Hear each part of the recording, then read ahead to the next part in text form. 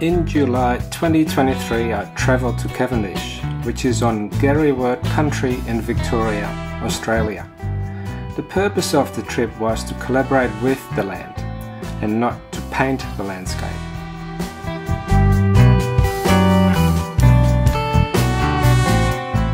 My inspiration often comes during walks through the landscape, and I came across this particular place with native sparky grasses, and the idea came to let the grass and movement from the wind leave its mark on the paper. I prepared the paper and applied quite a wet wash on an already yellow background, showing the layers I experience in nature. To me it's like music, where layers of sound, patterns, repetition creates this single body of work.